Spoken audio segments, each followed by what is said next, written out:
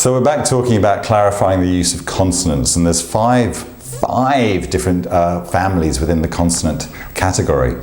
So when we look at them, we have plosives, we have fricatives, we have affricates, we have nasals, and we have approximants. Okay, now these are big words. Oh God, what does this all mean? Well, I'm going to make it as simple as I possibly can for you. On the board, I never said I was an artist. Can I be just very clear about that? On the board, I've just given you a kind of side view of the mouth. So lip, teeth, the mouth cavity, teeth, bottom teeth, and lip, and some form of a chin.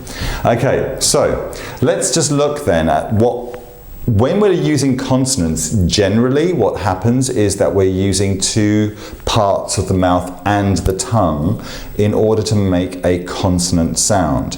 Now, consonants are used a lot within a word to help you gain meaning. Vowels will tend to give you more of an emotion. That's something for you to think about. Okay, plosives. So when we're using plosives, before we start that, let me just step back for a second because I need to clarify to you. There are different types of consonants that we use. There are two types. There are voiceless consonants and there are voiced consonants. So what does that mean? Okay, with voiceless consonants, what we have is literally something that's just using no voice and just using a contact or build-up of air. So I'll give you an example.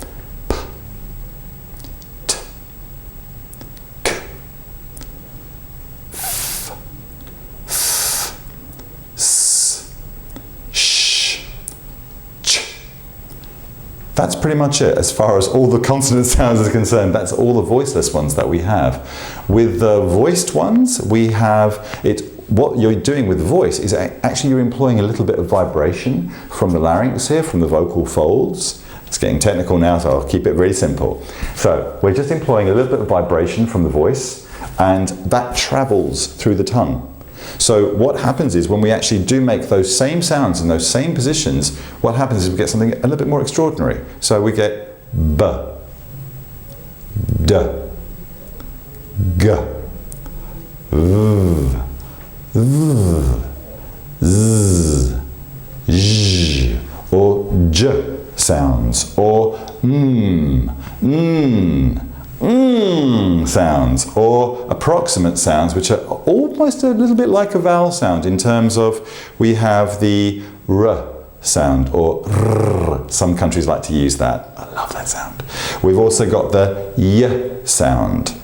We've also got the l sound, the light L, and also some countries use the dark L, all. So some countries may only use light L and may not understand what a dark L is, and some countries may only use a dark L and not understand what a light L is, and that's really important that we can differentiate between those two.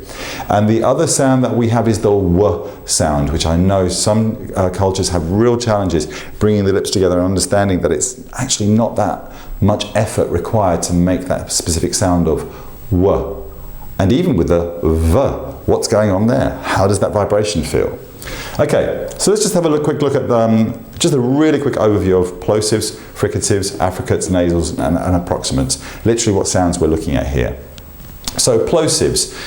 When we use a plosive, what a plosive is a build-up of air and an explosion through that. So look at what we do with a p. We build up a little bit of air behind the lips, and then we release it. We do the same thing with the voiced version as well.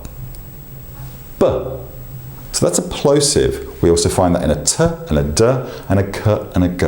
Again, this is very much an overview. We'll start playing around with this a little bit more another time. Fricatives.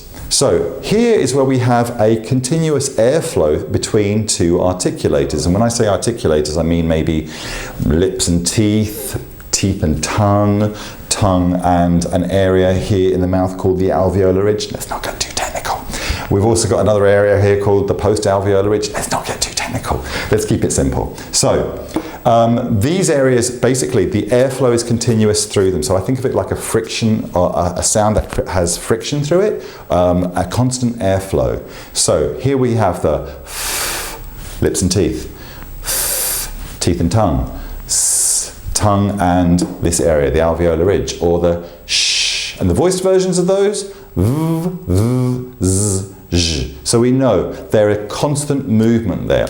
I like these two because the plosives actually give you a real kind of definite end to a word. You can really hear a plosive at how it can change the meaning of a word to make it more important. Did you hear that? The use of the T at the end of the word. Important. Some people might just say important, but important makes it sound a little bit more serious. Okay, fricatives. They're more like your feeling sounds. You know, you get a real sensuality from those sounds. It's really lovely, really flow through. The Affricates is a wicked combination of the two sounds together, plosives and fricatives. So it starts off with a t and moves into a sh. So we get kind of this sound that kind of jumbles together and goes sh. So we'd use that sound in church. Then we also have the voiced version of that, which is the d and the j, and that comes into a j sound, j. So we'd use that in judge or juggle, okay? The nasals. These are really awesome sounds to use because what they do is slow us up and actually really allow us to experience the quality of a sound within a word. So what can I think of? English, English, as opposed to English, which it ruins the sense of the quality of the word. Or mother. We always have an emotional connection to the word mother because, well, we have the emotional connection of our mothers, but also the sounds that it creates actually resonates within us a little bit more. Mother, mother, mother. Okay? Approximants. So let's have a quick look at approximants. So we've spoken about, I'll use one specific example because we've spoken about the R, we've spoken about the Y sound, we've spoken about the W sound, but let's look at the one that a lot of different countries use and may not understand the opposite of. So for example, I know the Russians love the dark L. All, but so do the Americans. Okay, so when you're using the dark L, the back of the tongue is absolutely coming up and massaging against the soft palate. So Larry the lazy lamb. So that's what's happening here. That's what's going on. The back of the tongue, you're using the back of the tongue in a way on a word that isn't necessarily using that at the beginning of a word. Let me explain that a little bit better. I'm going to use the word Larry. Now, a light L normally comes at the very beginning of a word or before a vowel. Okay? So here we'd say use the sound L, L, and it's literally the tip of the tongue, just literally going from the top of the mouth, dropping down. L, Larry. However, if I'm of a different culture or a different country and I use only a dark L on that primary sound, that's where it changes the sound. Larry. Larry. Can you hear the difference between the two? One's a lot more pulled back on, more longer in its sound. L is quite light. Oh, you can really feel the quality of that. So that's giving you an idea of the consonants and the differences between them. We've spoken about plosives, we've spoken about fricatives, we've spoken about affricates, nasals, and approximants, and given you an example of the light L and the dark L. And there are specific exercises that we would use in that case if you were a typical all speaker, a dark L speaker, to actually help you understand how to do a light L.